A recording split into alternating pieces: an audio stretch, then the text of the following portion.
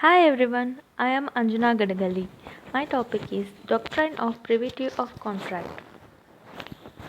Let's look at the meaning. The Indian Contract Act 1872 allows the consideration for an agreement to proceed from a third party.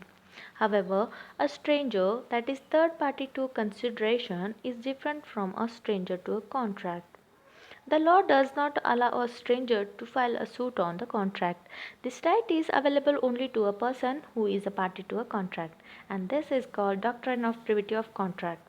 Let's understand with the help of an example. Peter has borrowed some money from John. Peter owns property and decides to sell it to Arjun. Arjun promises to pay John on behalf of the Peter. However, if Arjun fails to pay, then John cannot sue since Arjun is a stranger to the contract. Here, it is important to note that the doctrine of privity has exceptions which allows a stranger to enforce a claim. Let's look at those exceptions to doctrine of privity of contract. A stranger or a person who is not party to a contract can sue on the contract in the following cases: trust, family settlement, assignment of contract, acknowledgement or estoppel, a covenant running with the land, contract through an agent.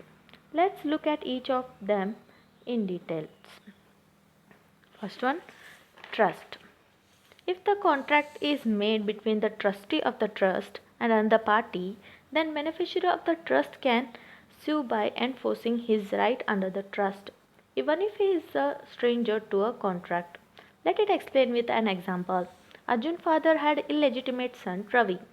Before he died, he put Arjun in the possession of his estate with the condition that Arjun would pay Ravi an amount of rupees 5 lakh and transfer half of the estate in the Ravi's name once he became 21-year old.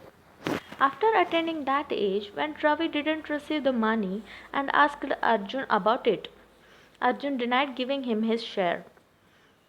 Ravi filed a suit for recovery. The court held that trust was formed with the Ravi as a beneficiary for certain amount and share of estate.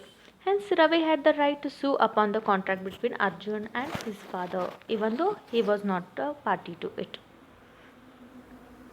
Second one, family settlement. The stranger can sue in his own right as a beneficiary of a contract when a contract is made under a family arrangement to benefit a stranger. Let it explain with an example. Peter promised Nancy's father that he would marry Nancy, else he would pay rupees 50,000 as damages. Eventually, he married someone else, thereby breaching the contract. Nancy filed a case against the Peter, which was held by the court since the contract was family arrangement with the Nancy as the beneficiary. Third one is assignment of contract. Before explaining the assignment of contract, let's look at the meaning of the contract. Contract is legally binding agreement that recognizes and governs the rights and duties of the parties to the agreement. A contract is legally enforceable because it meets the requirements and approval of the law.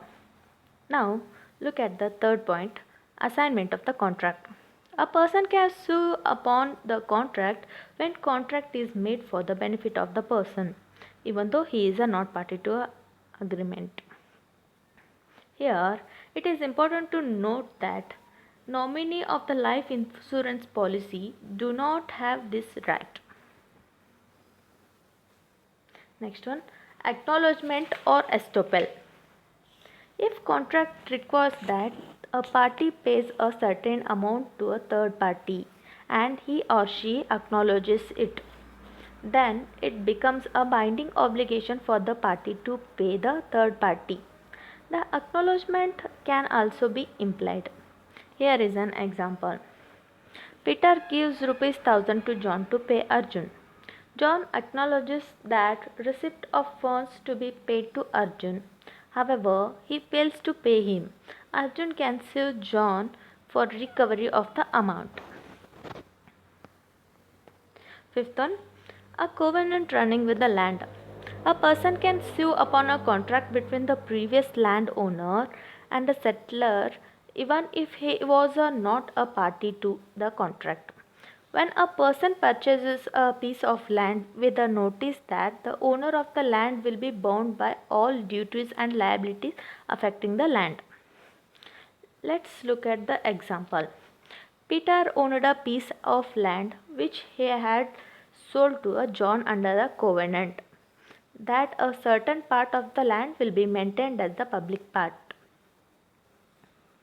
John abided by a covenant and eventually sold the land to Arjun. Though Arjun was aware of the covenant, he built a house in the specific plot. When Peter came to know of it, he filed a suit against the Arjun.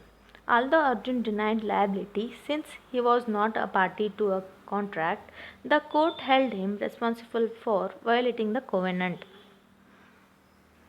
Sixth one, contract through an agent.